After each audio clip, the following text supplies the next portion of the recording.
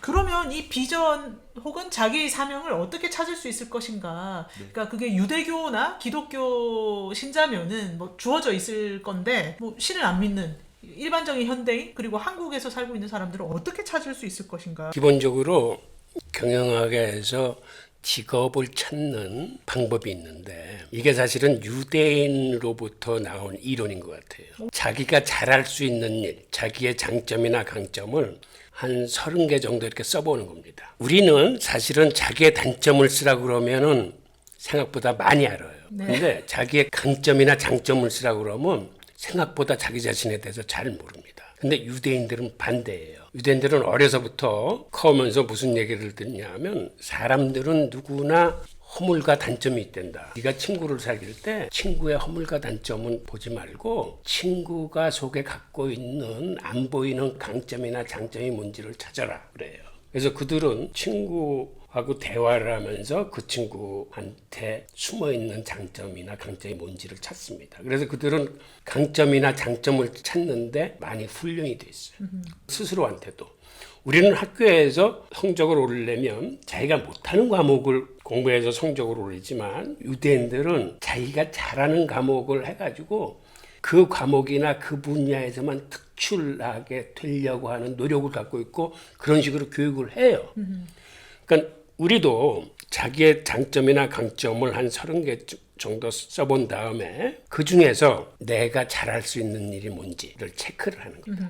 그러면서 또 동시에 내가 그 일을 하면서 즐겁게 할 수 있는 일인지 그리고 또 하나 체크하는 거는 그 일을 통해서 내가 보람을 느끼는지 그리고 마지막으로는 그 일을 통해서 내가 돈을 벌 수 있는지 이 네 개의 교집합이 나오면은 그게 이제 자기의 직업이자 어떤 의미에선 자기의 해야 할 일, 비전이 될 수 있는 거예요. 그러니까 사람은 사실은 잘할 수 있는 일이 많지만 잘한다고 해서 그게 윤리적인 개념에서 선악의 개념으로 보면은 그게 그렇게 아름답지 못한 일도 많아요. 즐겁게 할 수 있는 일도 마찬가지입니다. 네. 그런데 보람을 느낀다는 거는 그게 윤리적으로 선해야 될 뿐만 아니라 다른 사람들한테 도움이 될 수 있어야 되는 거거든. 그게 바로 유대인들이 볼 적에는 그게 티쿠놀람이고 우리가 볼 적에는 그게 홍익인간이에요.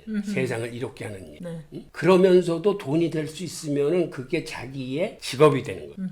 직업이라는 건 사실 일자리인데 나중에 인생 이막에서 일거리를 찾는 개념도 마찬가지예요. 그러니까 현역에서 직장을 다닐 적에는 이 네 가지 조건을 충족시키는 사람들은 사실은 그렇게 많지 않아요. 싫지만 하기 싫어도 그냥 꾸역꾸역 다니는 분들이 많지만 나중에 정년퇴직하고 자기의 일거리를 찾을 적에는 이 네 가지 요소가 맞아야 돼요. 아니, 그게 자기 교수님이야말로- 비전이 되는 거예요. 예, 교수님이야말로 지금 이 네 가지 카테고리에 다 맞는 일을 하고 계시는데 심지어 정년퇴직하고 인생 이막에 하신 거잖아요, 그죠?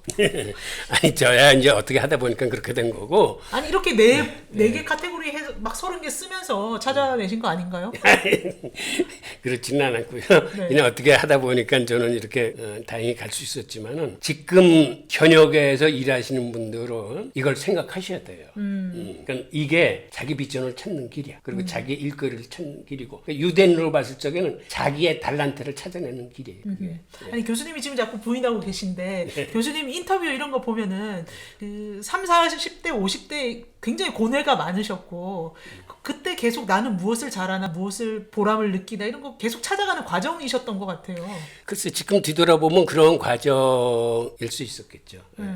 근데 이런 걸 의식을 갖고 찾는 거하고 네네. 이렇게 뭐 더듬다가 이렇게 우연히 찾는 거하고 틀린 거죠. 아, 그러니까 교수님, 유대인들은 예, 예. 의식이 있는 거죠. 예, 예. 이러한 비전에 대한 어려서부터 명확한 예, 의식을 예. 갖고 항상 찾으려고 노력을 하니까 네. 그런 거는 우리가 배워야 돼요. 그럼 교수님도 유대인을 만나고 유대인에 대해서 글을 쓰면서 그런 거 무의식에 흡수하셔가지고 점점 그렇게 찾아내신 거 아닐까요? 그럴 수도 있겠죠. 유대인에 대한 책을 많이 쓰다 보니까는 네. 아 이게 그들의 장점이구나, 강점이구나. 네. 막 강요하고 있는데 절대 안 넘어오시는. 그러니까 이제 네. 유대인들의 꿈을 가질 때 네. 중요한 게 우리 홍 교수님이 자주 말씀하시듯이 베스트가 아니라 유니크니스, 유니크를 이제 추구하라 그거 아니겠어요? 그러니까 네. 그게 장점인 거죠. 자기 토끼가 열심히 잘 뛰는 재주가 있는데 나는 재주가 부족해 그래서 날마다 나는 연습을 한다면 그것도 웃기잖아요. 네. 뭐 마찬가지로 비둘기가 나는 거 좋아하는데 달리기를 시킨다면 그것도 안 되는 거고. 그러니까 어쨌든 나는 것도 필요하고 뛰는 것도 필요하고 기는 것도 필요하고 다 필요한데 어쨌든 그런 장점을 유대인들 방식으로 이야기하면 남을 도울 수 있는 나만의 재능인 거죠.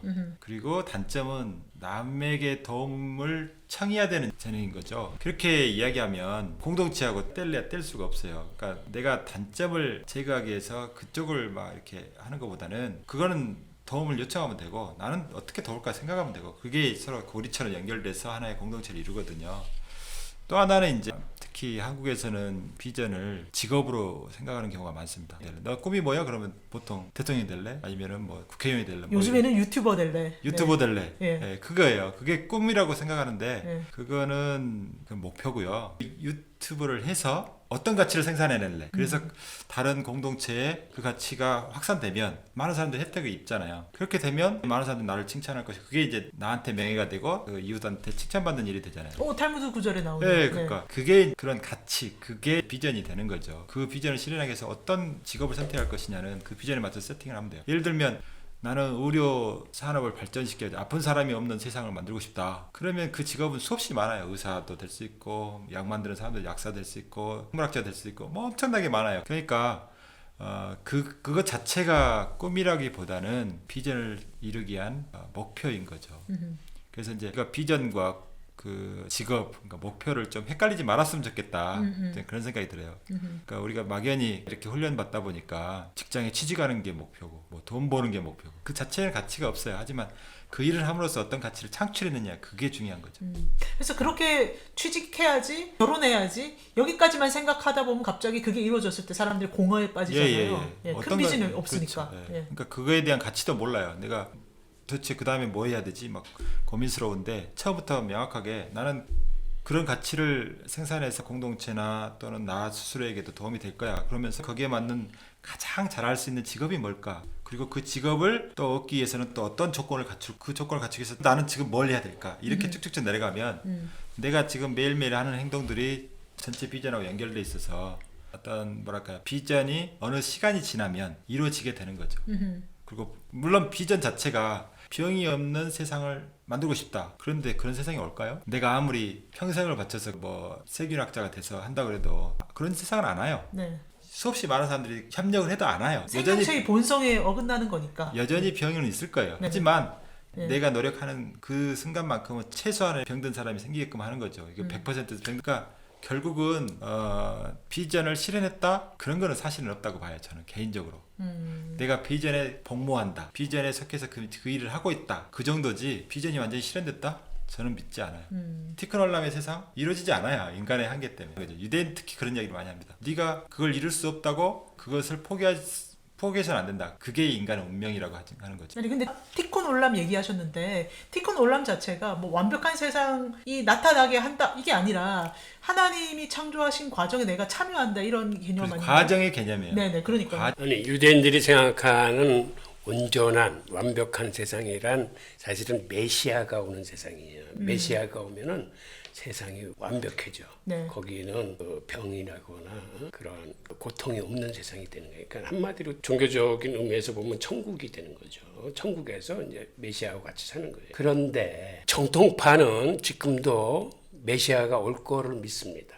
어느 날 메시아가 와서 우리 모두를 완벽한 세상에서 살게 해줄 뿐만 아니라 그 지하에 묻혀 있는 우리 조상들도 죄 다 부활시켜가지고 그 천국에서 같이 살게 해줄 거라는 걸 믿어요.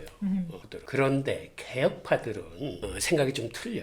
그렇게 메시아가 어느 날 호련히 구름 타고 나타나고 그런 거 아니다. 즉 그들이 믿는 건 티크놀람이야. 즉 집단 지성, 이걸 집단 메시아 사상이라고 하는데 하나님의 창조 사업에 우리 인간이 하나님의 파트너로 협력을 해가지고 하나님과 함께 이 세상을 조금씩 개선시켜 나가서 언젠가는 천국과 같은 세상을 만들 수 있다. 있다라고 믿는 게 집단 메시아 사상이에요. 유대인들도 관점이 이렇게 갈려. 메시아가 온다는 정통파가 있냐면 개혁파에서는 언젠가 우리 힘으로 우리의 집단 지성을 활용해서 살기 좋은 세상을 만든다. 그러니까 그들이 얘기하는 집단 메시아 사상은 티크놀람을 추구하면 언젠가는 그런 세상이 올 거라고 믿는 거죠.